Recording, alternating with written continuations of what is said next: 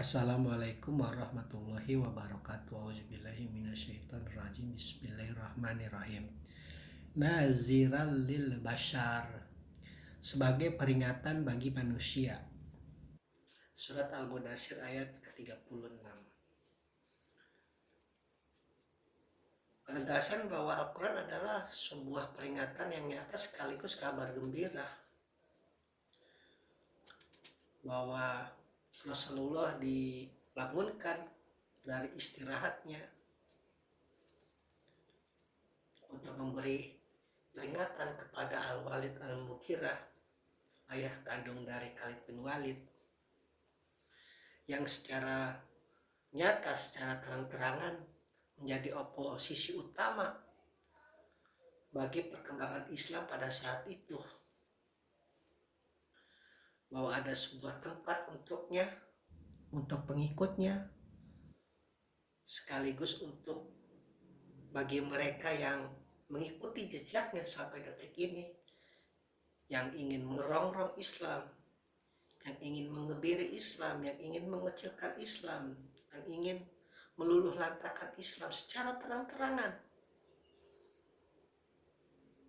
bahwa haknya adalah tempatnya di Syakor, sebuah jurang yang sangat dalam, yang di atasnya ada 19 malaikat, tidak ada selain api di dalamnya, bertumpuk makhluk di sana,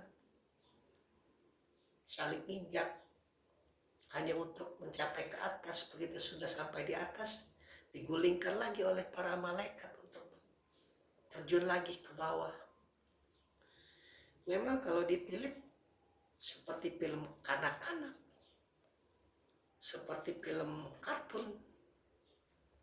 Makanya Muhammad pada masanya itu dibilang sebuah penyair yang, kalau bukan Al-Quran yang menjadi buktinya,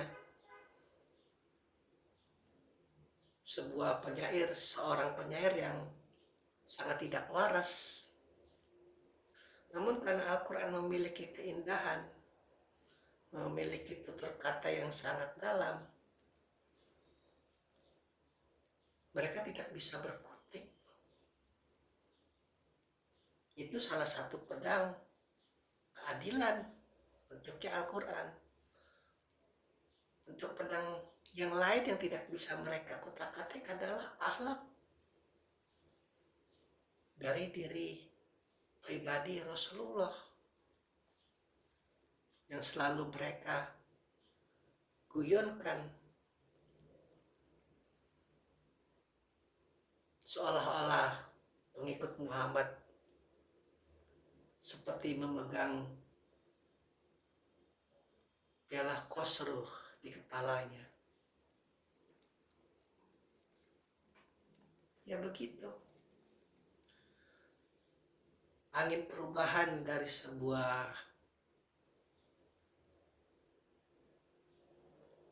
kejaliman, sebuah kemaksiatan, sebuah disintegrasi moral, maksiat, itu pasti Allah Subhanahu wa Ta'ala tidak akan pernah berdiam diri. Ketika para wanita diperkosa haknya, ketika manusia sudah dikebiri kemanusiaannya, sudah tidak ada lagi keadilan, sudah tidak ada lagi kebenaran. Meskipun tersisa satu orang yang baik di muka bumi, pasti Allah akan bantu. Makanya ketika Rasulullah sedang gundah gulana, seperti yang telah kita bahas di ayat-ayat sebelumnya, apakah umatku akan seperti umat Yahudi? Mereka begitu setia kepada Tuhannya, bahkan anak mereka yang masih bayi pun dititipkan di sebuah sinagog, di sebuah gereja bagi umat Yahudi. Apa yang dikhawatirkan oleh Rasulullah? Allah jawab bahwa engkau tak perlu khawatir, tugasmu hanya menyampaikan apa yang harus kau sampaikan dariku Muhammad. seluruh hati manusia adalah milikku.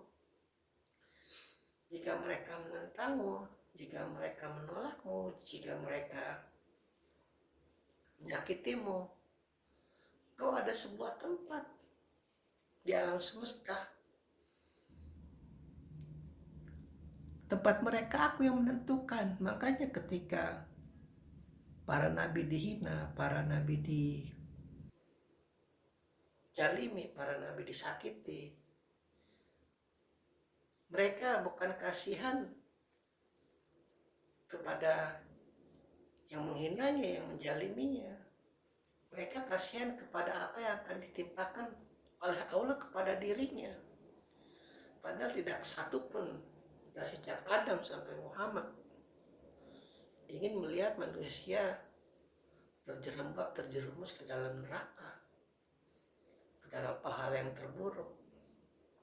Tidak ada satupun. Makanya ada batasan.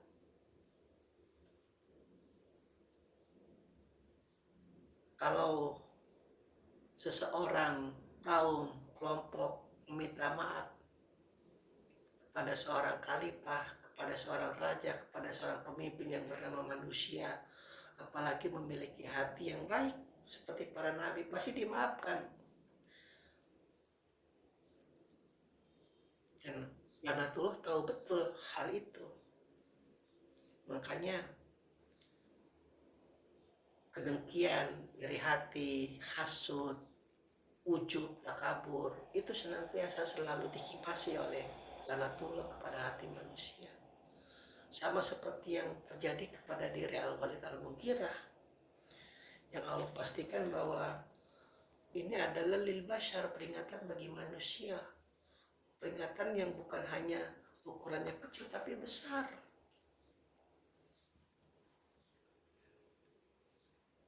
Bagi seorang yang sudah mempelajari Al-Quran begitu dalam, yang insya Allah atas izin Allah dia masuk surga, sudah tahu itu tempatnya. Ayahnya Khalid bin Walid di mana? Sebuah neraka yang bernama Sakor. Makhluk terapas di dunia, sama seperti Abu Lahab. Karena Al-Quran mengutuknya. Al-Quran sudah menjudge-nya.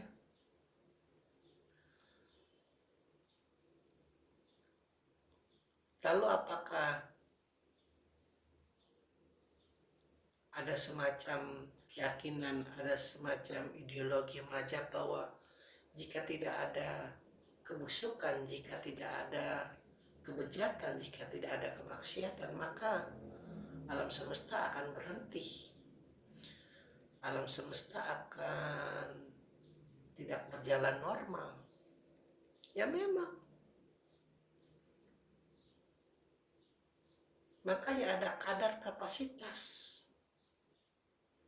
Kebejatan, kemesuman, kemaksiatan, kejaliman itu ada kadar kapasitasnya. Kapasitasnya itu adalah nurani. Makanya bagi mereka yang masuk neraka itu bukan karena pilihan dari Allah. Tidak ada satupun manusia yang diciptakan oleh Allah itu Allah hendakkan masuk neraka, itu karena pilihannya sendiri. Para nabi hanya mengingatkan, para rasul hanya mengingatkan, para wali hanya mengingatkan. Mereka tidak punya hak sedikit pun untuk mengganggu, mengkutak-atik atas pilihan hidup seseorang. Tidak.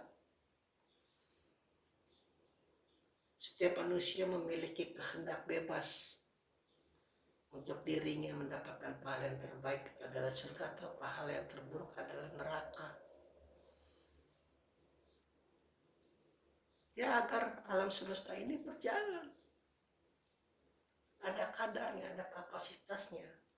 Namun ketika kapasitas itu, kemaksiatan itu, kejaliman itu, kebejatan, moralitas itu hampir mencapai di atas tingkatan yang sangat fatal, yang sangat